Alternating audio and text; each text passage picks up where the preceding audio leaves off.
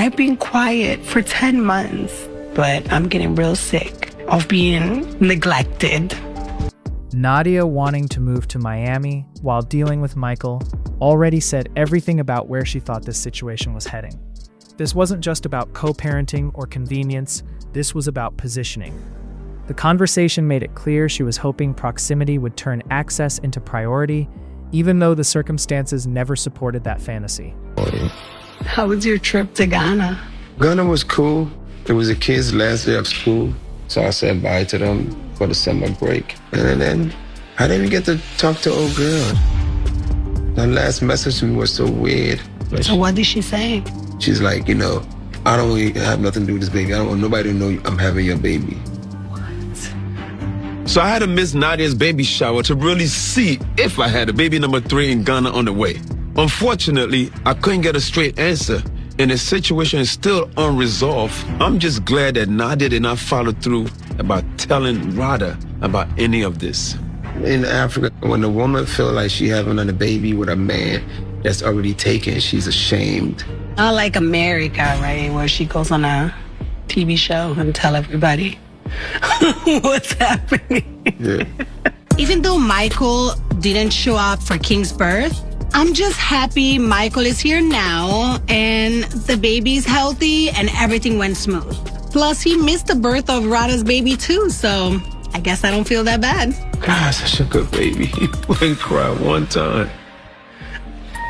So, when are we coming to Miami? Because my mom is leaving soon and I'm going to be by myself. Yeah, when he's old enough to fly out, probably too young now. You gotta bring him at least once a month or something. I'm moving to Miami, not coming once a month. Because, you're our family. I know Rada has given an ultimatum to cut off Nadia completely, but I just can't do that right now. Not till at least I find out this baby is not mine.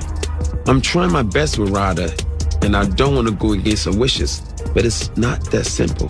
You said the babies was going to have the same treatment, and I haven't seen that yet. I know, it's coming. You don't want us in Miami? I didn't say that. Let things calm down over there first. I'm a big girl, and I knew that having a baby with you didn't mean having a family. And then you have a big sense of responsibility, and you have more responsibilities over there because the person is not self-sufficient.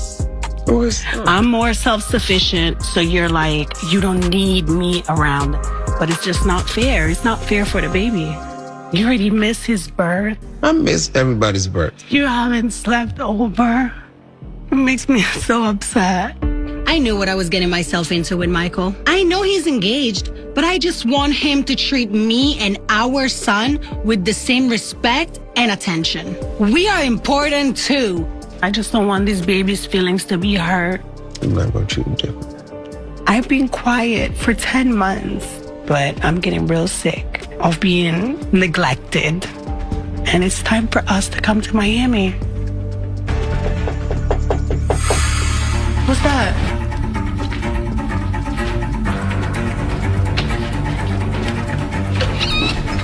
Are you here to see Michael? Who are you?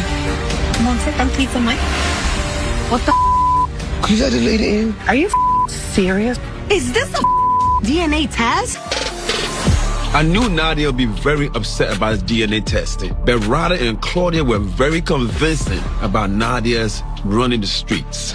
And when I first saw this baby, I really thought it did not look like me at all. So I just had to be sure. Give me a quick cool, beige.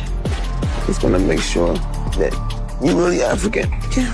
Besides, I knew Rada and me would never be able to move forward without an answer. So here we are. I just want you to think. What do you mean, what am I doing? This baby's gonna grow up and see that. Calling someone to the house to get a DNA test without telling me is so disgusting. And I know that it was done just to do damage control from Rada. I'm so sick of you and I'm so sick of her. At least she gonna know that's your baby. And I don't want to hear You gotta do something to make it up. You're gonna put us up in Miami? You're gonna claim this baby finally? I never doubted that he was my baby. I'm just making sure. Okay, well, whoever doubted is gonna have proof now that it's your baby. What are you talking about? Blame it on your evil stepmom. Michael showing up with a DNA test shifted the entire dynamic. What was framed as progress instantly turned into reality. A DNA test isn't romance, it's confirmation. Instead of reassurance, it exposed how transactional this connection really is. The excitement faded the moment responsibility entered the room. What stood out was the contradiction. Wanting respect, while knowingly operating in a situation that lacks it, creates constant disappointment. Saying you knew what you signed up for doesn't hold weight when expectations clearly go beyond the role being played. A baby doesn't rewrite boundaries, it makes them permanent. Michael's behavior stayed consistent, detached, casual, and emotionally unavailable. He moved through the moment like it was routine, which made it even clearer that nothing had changed. The DNA test wasn't about building a family unit, it was about control and confirmation. The Miami conversation exposed jealousy, comparison, and unspoken competition.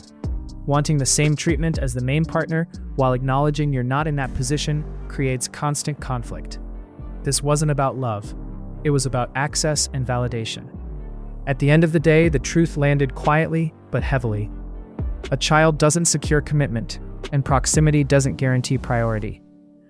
This moment showed exactly what happens when expectations are built on hope instead of reality.